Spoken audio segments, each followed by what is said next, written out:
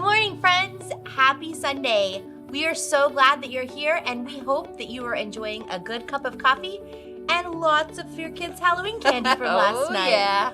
Hopefully it was all tricks and no treats for you guys. Right? Hey, it was so great to see the kids out having fun last night, trick-or-treating. I mean, socially distanced, of course. Yes. Even though my kids are getting older, I will never get over the fun of seeing all the kids in their costumes out getting candy. Yes. It's just such a fun night. It is so much fun, yep. And in case you guys didn't know, Paula and I are next door neighbors, so we also celebrated Halloween together last night. We do. So we have all the candy. So it's just a fun time. So we're so glad that you're here for Church Online. You guys, we are on week 2 of Pastor Matt's new series called Surviving the Age of Rage. And he had some great insight last week. A quote that really stood out to me is, rage is like a disease. If we mask the symptoms but don't deal with the causes, we'll never get better. Yeah, that's a really helpful thought. I mean, since you may have heard that there's a pretty important election this week. What? We've seen some strong emotions. I think, it was good that we had an extra hour of sleep, that we've gotten some candy, maybe to chill us out a little bit. We're all fired up. We are fired up. And it's, it's really a challenge to choose mutual respect and control when everybody's so polarized. Yeah. One of the great things about being part of a diverse church is that we have friends from all over the political spectrum. But as Christ followers, we really need to put down the labels of Republican, Democrat, or Independent, and we need to just lift up the name of Jesus. Yes, that is so true. And that's what we're going to do right now. We are going to join the worship team for an opening song, and then we will be back with a quick couple of announcements before we hand it off to Pastor Matt. Yep. All in, we're probably going to be here for about 45 minutes today. And throughout the service, no matter what platform you're watching from, our host team is standing by, and they're available to help or pray or chat with you. Yeah. Hey, this opening song is an invitation to God to come and move and to lead us back to Him. It was recorded at the RC Theaters, which is our future temporary home. So let's go to the chat and type the name of this song, and also type it as our prayer this morning. Move. Hey, South Point, good morning. Welcome to church. We are so thrilled that you are here. Would you just prepare your heart for worship? We are going to sing as God moves this morning.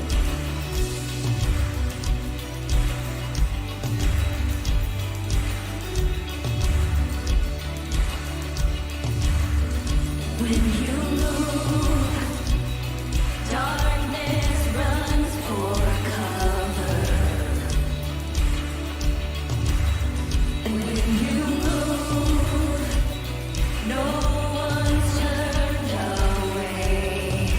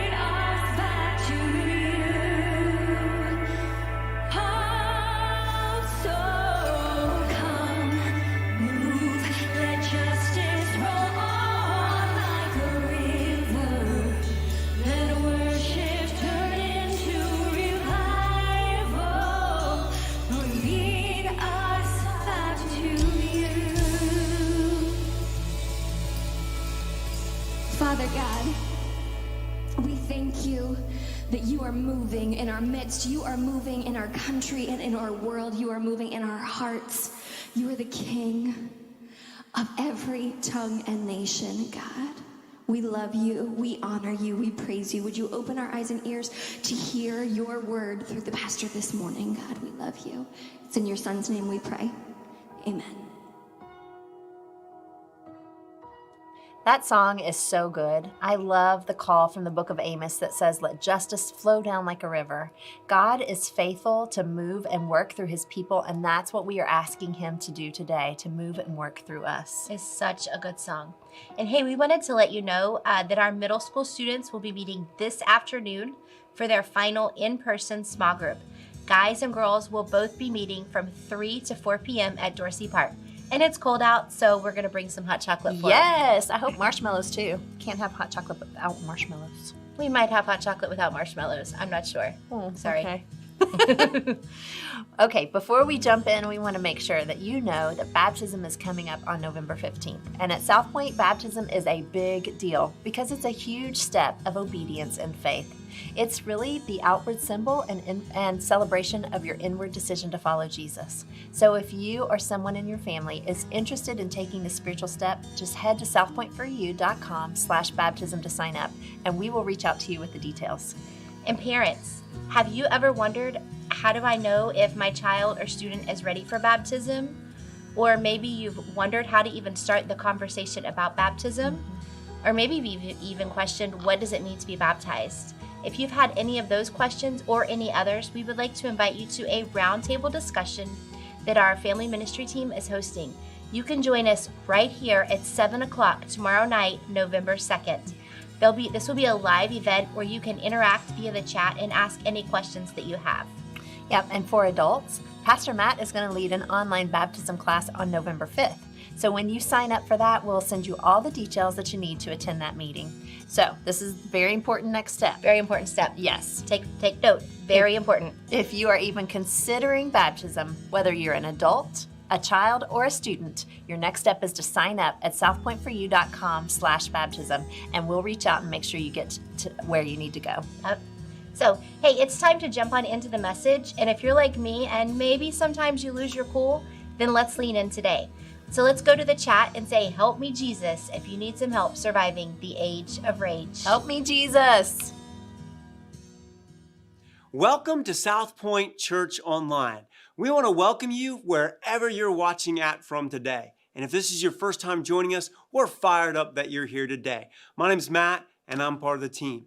Hey, we're in week 2 of a series called Surviving the Age of Rage. And last week together, we discovered a truth that both science and God tell us. As a matter of fact, I'm going to put it up on the screen for us, and it's this right here.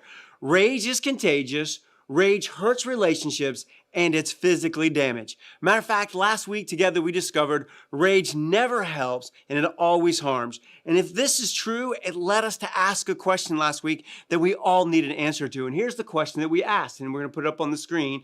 And it's this: how do we avoid rage and its consequences when life daily dumps fuel for outbursts into our lives? Listen, as you and I go through the craziness of life, every day there's a little bit of fuel for rage dumped into our life.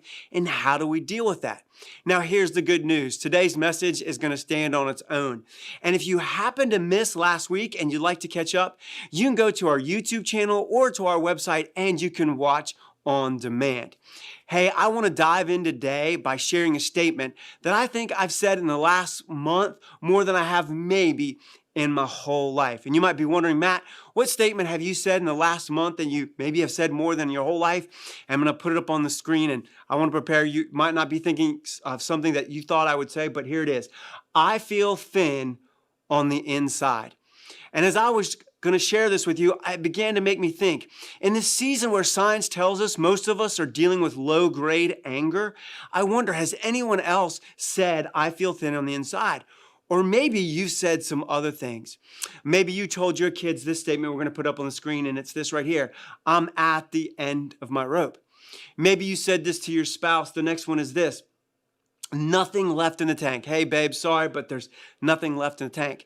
Maybe you've had a demanding boss, and here's a phrase that you've said. You said, hey, I'm stretched beyond my limits. And then here's a phrase that I know I've said, and I was wondering if anybody else has said. Maybe in a quiet place, this is something that we uttered to God, and we're going to put it up on the screen, and it's this: I'm done. I wonder, have you said any of these statements? Maybe you've said all of them. And I want you to know that you're not alone, because I've said all of these in the last couple of months. But these statements require us to be honest. Like our emotional exhaustion, these statements remind us of a truth that like we're in danger and so are other people because we're exhausted emotionally, right? We're on the razor's edge where the slightest little thing could push us into an outburst of anger and rage that damages ourselves, our relationships, and those around us. And here's something that you already know. There's a cause for feeling like this. Matter of fact, there's one big primary reason we will all make statements like this, and it boils down to one word. And you might be asking, what is this word? And the word is going to make you feel that way, and it's this right here. It's stress. Maybe you want to type that in the chat this morning. You just want to type in stress. Stress is what makes us feel done. Stress is what makes us go, I'm at the end of my rope, or I feel thin. Stress is what leads us there. And by the way, this isn't my opinion or some pastor's idea. This is actually backed by research. And this is what it tells us. Matter of fact, I found an article by the British Association for Anger Management, and it was from this past June, and I'm going to put it up on the screen. And it says this. It says, that is so because stress plays a major role in anger outbursts. Studies, again, science studies have shown that we find it extremely difficult to keep our anger in check and maintain calmness during stressful situations. Stress is a major driver of our anger and outbursts. And it goes on to say this. The effect of stress can be so telling that it can leave us vulnerable to anger outbursts, so much so that we can express our rage regardless of where we may be. This is why you'll see people flip out in the grocery stores. You'll see them flip out at work at the water cooler about a conversation. It's why you'll see people flip out in front of their kids or at their spouses or even online. And it goes on to answer, well, what should we do? And it says this: if you are one prone to quick to anger, the first step you could take in managing anger is to consider stress.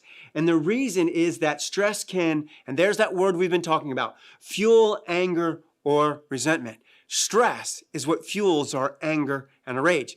And it wasn't just the British Association of Anger Management this June of 2020. Matter of fact, Ohio State University, their medical center released an article the May of this year, 2020. And here's what it says. I'm going to put it up. And it says, first and foremost, increased frustration and irritability can be a common reaction to, you guessed it, stress. With the current pandemic, many aspects of our daily lives are more stressful than usual. There it is again. What's the fuel for this anger and this rage that creates harm in our lives and the lives of others? Well, stress. And it goes on to say this. During times of increased stress, it can be particularly important to check in with yourself, to take a moment to pause, to notice how you're thinking and feeling, and acknowledge that the feelings of frustration are a normal reaction to increased stress. It is stress. And is there a next slide for that, or is that it? And so go back to that one. And so it leads me asking a question as I was kind of thinking about this. Where does this overload of stress come from? Like, where does this all come from? And as I was thinking about this, I wrote a question down this week. And when I wrote the question down, I was like, hey, God, there's no way that I'm sharing that this Sunday. Because if I share that question, people are going to get mad and people might check out. But as I wrestled with this question, I realized that there was a nugget of truth that might set us free. So as I asked this question, if your first response is to check out, I would ask that you would stay with me just for a while because there might be some truth that sets us free. And here's the question that I wrote down, and I'm going to put it up on the screen, and it's this. What if the overload of stress is a self-inflicted choice? Now, I get it. You might be going, Matt, I didn't ask for the pandemic. I didn't ask for all the things that go with it, and those things have created stress. And the answer is yes, that's fair. But if we're all honest, as we go through life gives us things that are stressful that weren't really our choice. And listen, I'm with you. Whenever I feel thin, I really want to blame it on others. But what if the overload of stress is something that maybe we're not taking as much responsibility for ourselves as we should. Which leads me to share a story that happened to me a couple weeks ago that I think illustrates what if the overload of stress is a self-inflicted choice. And so here's a true story that happened to me a couple weeks ago. Occasionally I'll have evening meetings. So a couple weeks ago I had an evening meeting. I knew it would start, somewhere around 5 or so, and it would go to 8 or 8:30. And so I'm an early riser. I do my best thinking and working early in the morning. And so I knew that I was going to come in early, and I had kind of planned to take kind of the afternoon part off for a couple of hours to kind of rest and recoup so that I'd be fresh for that meeting and then just not be exhausted when I got home. Well, the day got away from me, and even though I came in early, when it was 3 or 4 o'clock and I should have left and taken some time, taken a couple hours so I could come back refreshed, I kind of kept on working and only took about a half an hour, 45 minutes to decompress, went straight into my meeting, and then I stayed to chat a little bit afterwards. I got home around 8:30. And you can guess, by that time I'd been in when it was dark and got home after it had been dark for a while. And I was exhausted. And my wife said hi, and I said hi to my wife and kids. And I said, hey, I'm just going to relax. I'm really exhausted and done. And so I put on a show. I've been watching this show on Netflix. I don't know if you ever do that when you just need to just like relax. And so I said, hey, I just need to veg for a little bit. And I go to bed early, usually around 9:30ish, right? But it was 8:30, 8:45 by the time I started this episode. And I don't know if you've ever watched shows on Netflix, but they never end like you can go, oh, I can wait. They always end like on a cliffhanger. Well, 3 episodes later at about 11:30, even though I had been up since early, worked exhausted, I had binged 3 shows, and I went to bed and I knew I had to be up early the next day and go to work. And so the reality is that I created stress. The overworking and the over-binging actually didn't help. I was exhausted the next day. I wasn't as good as my job as I needed to be. And I'm pretty sure I was short with my staff and probably my family because I was exhausted. And it leads me to something that I discovered about myself that maybe might be true of many of us here today. And I'm going to kind of show it on a slide. But I want you to know the 2 things I'm going to show you on this next slide are something that our culture celebrates. And here's what it is. I'm going to put it up on the screen. We culturally celebrate overwork, right? Like, listen, I got in early. I had planned on taking some time off, but I had some work to do, and there's some people in, so I didn't want it to seem like I was lazy. And here in America, we celebrate overworking. If you work 12 or 14 or 10 hours a day, people are like, oh, you're really good. We celebrate overworking here in America as a cultural norm. Did you know America is in the bottom 3 of using their vacation days worldwide? It's because we celebrate overwork. And then we also celebrate over binging. I mean, think about it. Almost no other country celebrates binge eating, binge drinking, binge watching, binge spending, and binging on illicit things that aren't good for us. But we celebrate those things. And so here's what's amazing. Most of us don't live in the overwork space, and most of us don't live in the over binge space. But the reality is that we will often swing in between those extremes. And that day, I literally did both of those things. And here's what I discovered.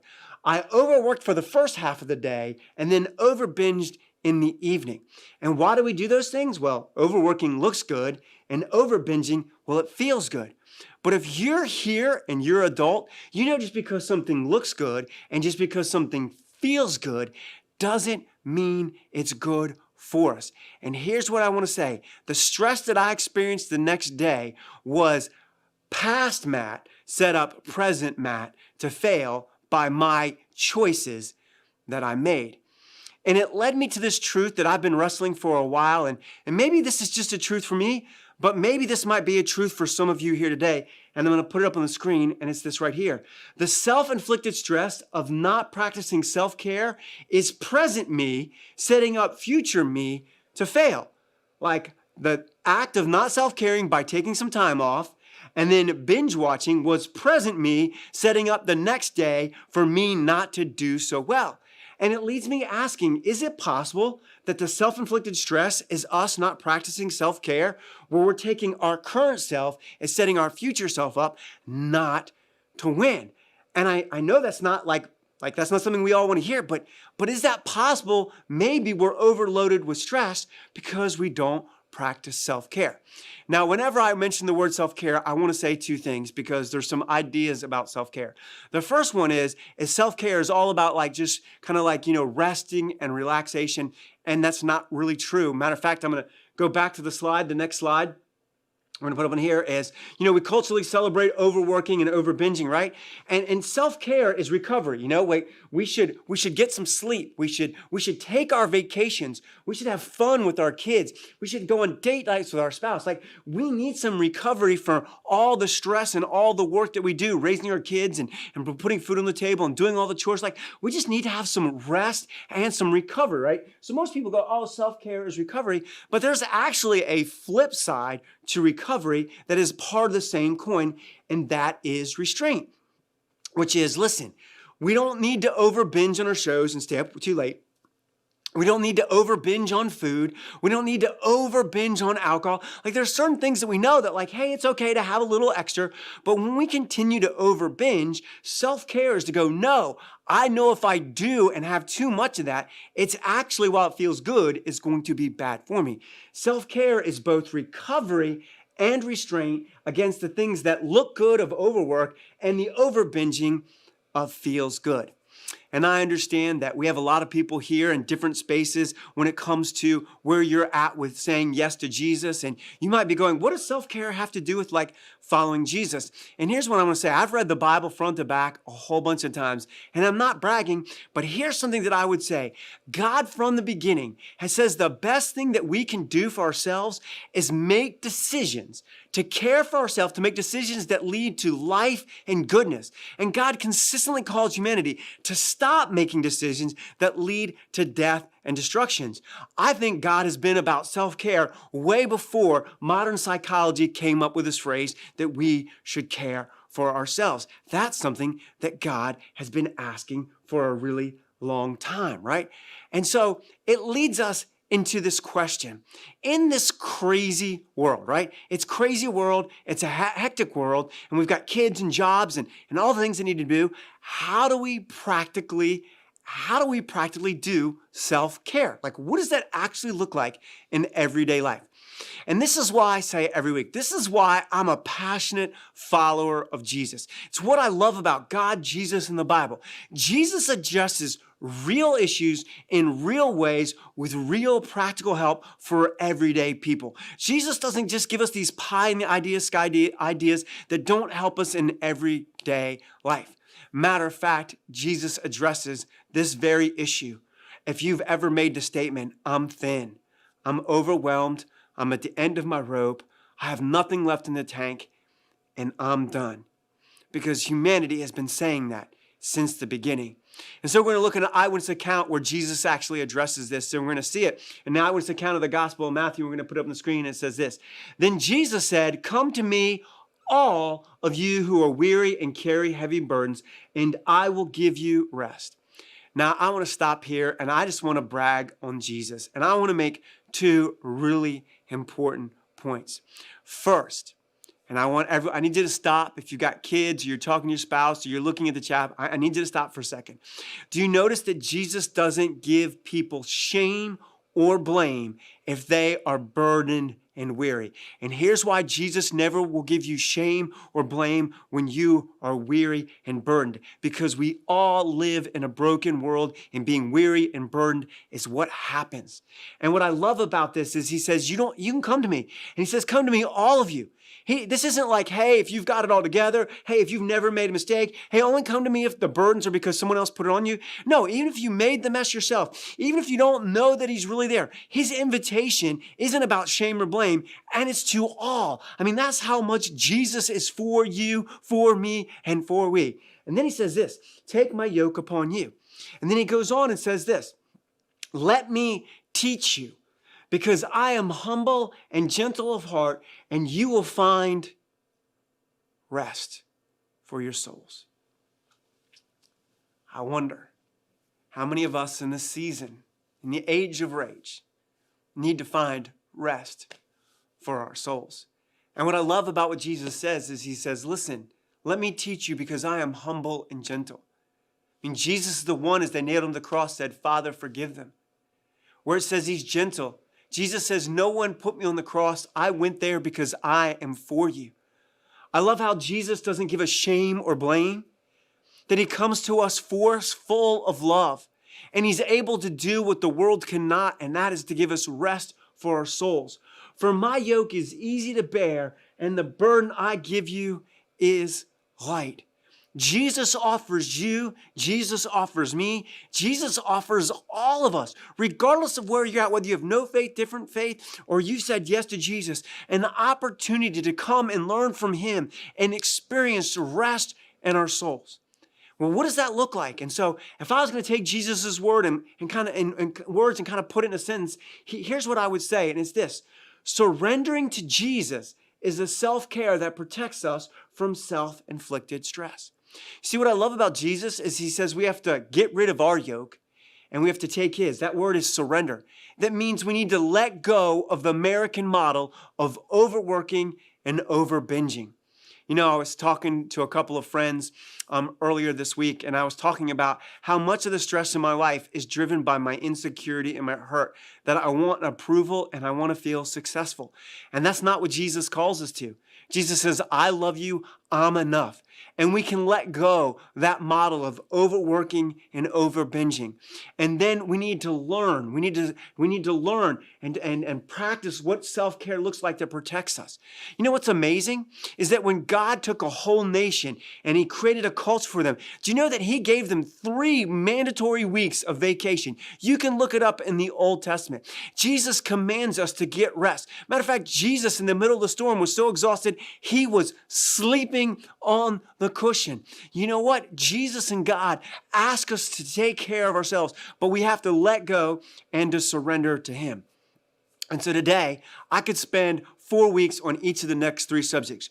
But there are 3 primary areas that are major stress areas that can cause us to be on the edge, where we explode with rage and anger and we hurt ourselves and our others. And so I just want to say, what does it look like to surrender to Jesus and practice self-care in these 3 practical areas that whether you have no faith, different faith, or you said yes to Jesus, that we're all going to have to deal with. And here's the first main area we're going to put up on the screen, and it's this. Physically. Matter of fact, if you don't believe me, this is exactly where Snickers came up with their campaign, right? Are you hangry? And they show someone and they're all like angry and mad and they say, here, eat a Snickers. It's because there's an old adage. I don't know if you know this about me. But when I became a follower of Jesus, I had some addiction issues and I had to go through the recovery process. And I believe if you have hurts, habits, or hangups, that everyone maybe should take a look at Celebrate Recovery, because we all have things that are built into our life that hurt us. And one of the acronyms that I learned in the recovery process is something called HALT. And what that means is you need to stop whenever you're hungry, angry, lonely, or tired, right? And 2 of those things are things that you feel physical, right? When you're hungry, you haven't eaten, you haven't had enough water, or you're just exhausted and tired. We all know that our margin is thin when we're hungry or when we're tired. Snickers made a whole thing about that. And so we have to physically do something. And so what is a step that we can take? We can acknowledge our God-given limits. Listen, I don't know how many of you here own a car, but my guess is most of you that are watching this either own a car or have been in a car. Maybe you just want to type car in the chat. Like you own a car, you've been in a car, you've ridden a car. Do you know most cars have something called a tachometer? And what a tachometer is this little speed dial that lets you know how fast the engine revolutions per minute. And it has this red section over to one side. And the red section is a warning that if your engine stays going too fast, too long, your engine will blow up, because nothing is made to operate at 110% or 100% all the time. That's how engines blow up. Ask any race car driver, if there are any of you out there, you know if you get to the red line and you stay there too longer, your engine blows up and it doesn't work. You know, we live here in Southern Maryland in a naval community with lots of engineers. And engineers who design things know that every once in a while you have to take a piece of equipment and you have to take it out of service and restore it. You would never get in an airplane that doesn't get constant maintenance, because you know at some point something is going to break and then it's going to end poorly. And what's amazing is we understand that about physical things, mechanical things. But that is also true of us, of human beings. Are we tired? Are we just exhausted? When's the last time you got a full night's sleep? When's the last time that you took one full day off? You took a vacation day. You didn't do it to work. You just stopped and you let your body be still. You went to bed at a good time and you slept in. Are you taking care of your body physically? Because when we don't and our body isn't working right, our margin is thin and our stress on us is really hard. Which leads me in to the second area. Matter of fact, survey after survey tells us this next area that I'm going to mention is the number one stressor of people here in America. And my guess is it's probably the number one stressor worldwide, no matter what country you're in. And I'm going to put up on the screen is this. It's financially, right? This is the thing that causes lots of arguments in marriage, right? Money. It's the thing that we worry about, money. It's finances. And so how can we reduce the stress? How can we practice self-care when it comes to finances? And we can accept God's wisdom about wealth. True story. This was before COVID. I was spending some time with my family and I was riding in the car with my adopted dad. And it was just me and my adopted dad. And I was talking to him about how he raised us. And now that I'm a dad and I'm raising my kids and I'm putting them through college, I looked at my dad and said, I don't know how you did it, Dad. How did you do it? And how did you work so hard and pay for everything? And I was talking about car insurance, college bills. And then I looked my dad in the eye and I said these words. I said, Dad, I remember what you taught me about money. And my dad, before I could finish my statement, uttered these words. Oh, that you should save the first 10% of your paycheck. And I gave him one of those looks that you said, you ever seen your dog kind of give you that and that's what it is. I go, no, Dad, you never taught me that. And I love my adopted dad. My adopted dad is awesome. He taught me lots of great things, but he never stopped me down and kind of taught me about finances. I go, no, Dad, you taught me that I should give the first 10% back to God because he's given me everything that I've given. I wish you would have taught me the thing you said first because I've been practicing this other thing. And had I been practicing saving 10%, maybe I wouldn't have as much stress in my life today because past me would have set up current me to be better, right? And so listen, there's some wisdom in the Bible about managing our resources, about generosity is kind of a recovery. It lets us love others and allows us to be generous towards ourselves. And then there's a thing called saving. Budget isn't a prison. Budget actually helps you. And listen, I want to say something. Listen, debt is not a sin, but it is absolutely a shackle. If finances are the number one stress in our life, what if we accepted God's wisdom about wealth? And did you know at South Point, we actually have small groups around this whole idea. We do a Dave Ramsey class, and we also have I was broke, and now I'm not. Because here at South Point, we are for you, and we want to give you practical resources.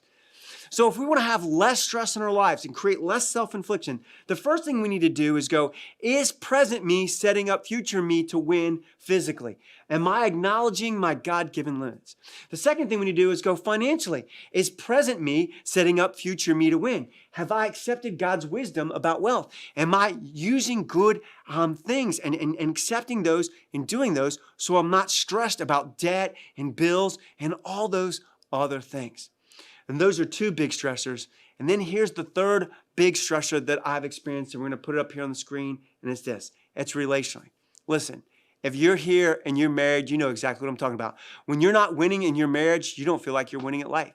If you're here and you're a parent and you don't feel like you're winning at parenting, it's hard to feel like you're winning in other areas. That we want to win relationally. And it's often the relational tension, the relational disconnect, the relational discord that creates stress in our lives, especially with our family and our coworkers and our friends, right? That is a key area of stress in our life. Well, what we can do is we can act on Jesus' rule on how to treat people, right? Jesus tells us what we should do. We should love people the way Jesus loved us. Now, when it comes to relational self-care, there are two things that I've learned. One is we've got to practice forgiveness. I've talked about that. You can go and look at that. But we should practice forgiveness and we need to practice healthy boundaries. And those two things will really help us both do recovery and restraint. I'll never forget, I was reading a book by a Christian psychiatrist. And this Christian psychiatrist was confused why it seemed like followers of Jesus and people who weren't following Jesus had the same kind of relational struggles. They each had the same amount, the same kind. And he was like, well, shouldn't Jesus followers like be better at relationship than people who aren't Jesus followers? And he said, I discovered a truth, and I'll never forget the words in the book that I read, and I'm going to share them with you today. And here's what this Christian counselor, the psychologist, who worked with thousands and thousands of people for 20 years. And he said this, he goes, I've discovered relationships are like bank accounts. You're either making deposits or withdrawals. And if you continue to make more withdrawals than deposit, eventually the relationship fails. And so I want to ask, if you have some relational discord, if you have some just anxious and some like things that aren't going well, have you acted on Jesus's rule on how to treat people? Are you loving them? Are you treating them the way you want to be treated? Are you making deposits? Or are you the kind of person that is continuing to make withdrawals and you end up with relational discord? And so I want to ask, when it comes to your relationship, is present you setting future you up to win? Because all three of these things tend to be the biggest stressors. And when these get out of whack, not because of the outside world, but because of the choices, either we chose to overwork and we ignore these things, or because we overbinge and then we get the consequences of these things. It leads us all asking the question that God told me to ask myself. Hey, Matt, is current Matt setting future Matt up to win? God loves us and God is for us. But because of love, God allows us to make choices.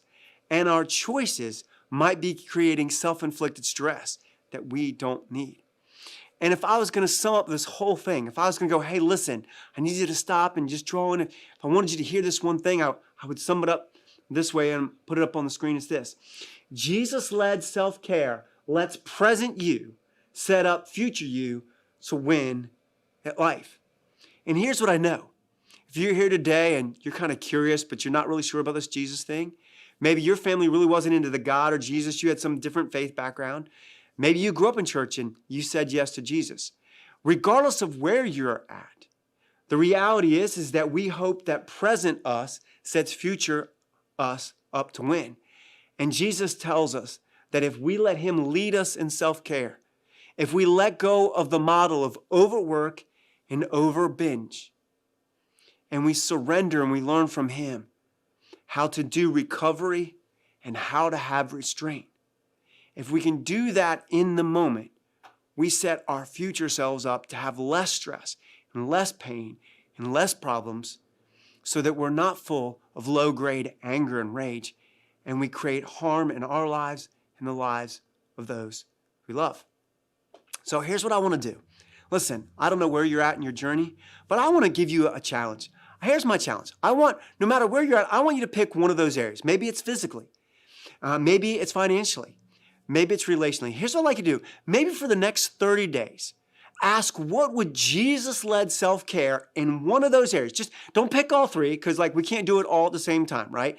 Everything can't be the number one priority. Just pick one, right? Maybe it's your finances. I'm going to make a budget. I'm going to start saving. I'm going to manage it so it doesn't manage me, right? Pick one area and let Jesus-led self-care lead you for the next 30 days and look back and go, at the end of 30 days, am I less stressful? Is there less pain and worry and anxiety on the inside of me because I am practicing recovery and restraint in this area that would lead to life? And so that's my challenge. Hey, I want to close with something that happened to me. Gosh, it was only a couple of weeks ago. I was taking a good friend out for their birthday, and my friend's birthday, and we grabbed another friend, and we were all going to go to this place, and I did a pretty poor job. I thought we'd be able to just go to this place and just get in, but because of COVID and because of the crowd, you needed to have advanced reservations, and I didn't do that. So we drove an hour and a half to this place to do this thing, to celebrate my friend, and we couldn't even do it. And I was embarrassed. I was like, oh my gosh, I've ruined my friend's birthday. I wanted to make him feel special and celebrate him. And it was an epic failure, right? And so I was like, what can we do? And so we're in the car and we all have our cell phones. Well, I don't have my cell phone out because I'm driving, right? But they have their cell phones out and we're trying to figure out ideas. And as I'm thinking about my epic failure and trying to figure out, right, like what we could do and where we could go that would be fun to celebrate my friend, I wasn't paying attention, right? And I ran a red light. And my friend whose birthday was sitting in the front passenger seat and you yelled at me, "It's a red light," right as we blew past it. And there was 4 lanes of highway coming the other way. Thank God that there were no other cars coming the other way. Because if I had ran that red light when cars were coming the other way, it would have created devastating damage to the car and to us. And you might be asking, Matt, what does that have to do with stress and self-care? You see, when we don't practice self-care, we run through the red light that God has given us, these boundaries of restraint, these boundaries of recovery. We run through it. And every once in a while when we run through it, we don't get hit by the car. So we think it's okay to keep running through. And the reality is we continue to run through red light after red light of these boundaries of restraint and recovery. Eventually, life will wreck us. And that's not God's plan for you. So our hope and prayer here at South Point is that we would allow Jesus to lead us in what self-care looks like for both recovery and restraint so that we can experience the life that Jesus offers all of us. I hope today that you'll never forget you matter deeply to God. God bless.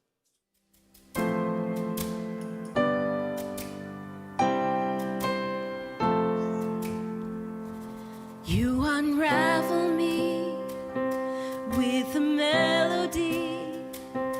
You surround me with a song of deliverance from my enemies till all my fears are gone. I'm no longer a slave to fear. I am a child of God. I'm no longer a slave to fear. I am a child of God.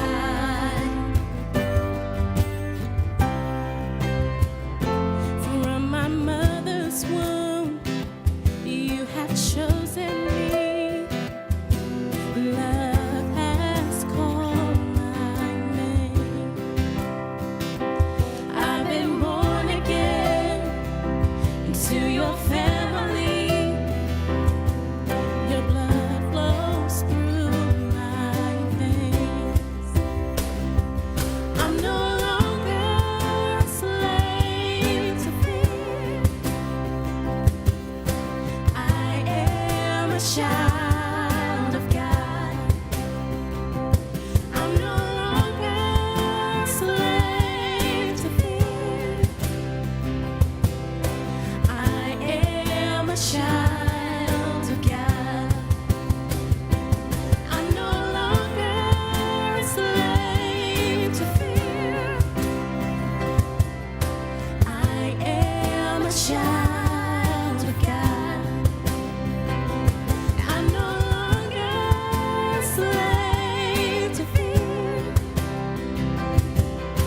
I am a child of God.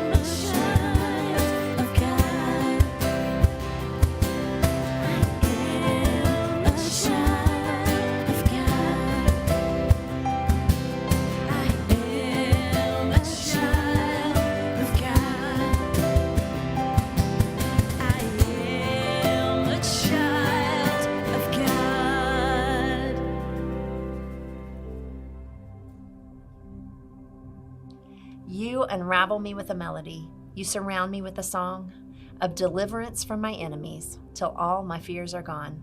That's our prayer for all of us this morning, that we would be free from the fear of bondage, that we wouldn't lose our minds and our souls, but we would be able to love each other, and we would already know what God has settled for us. I love what Pastor Matt said, that Jesus-led self-care is present me, setting up future me to win at life.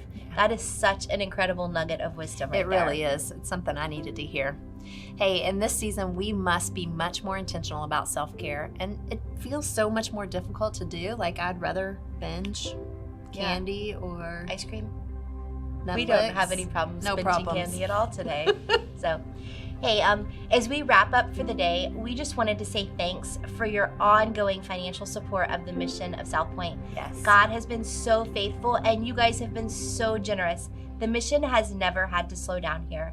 And Paula, I know that this was a big week for your team at the after-school program, so you want to tell us kind of what's going on? Yes. After 7 long months, we opened the doors at the after-school program again this week, and it was so exciting to be back with the kids. They are so cute and fun, and to make everybody healthy and safe, we're having families come one at a time, brothers and sisters, meeting with them to help them with their online schoolwork. And we're going to continue this if they choose to go back to in-person school or if they choose to continue online learning.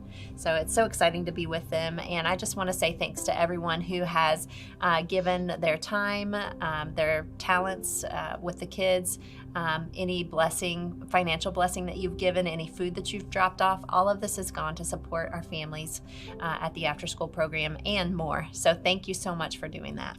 That is so awesome. Yeah.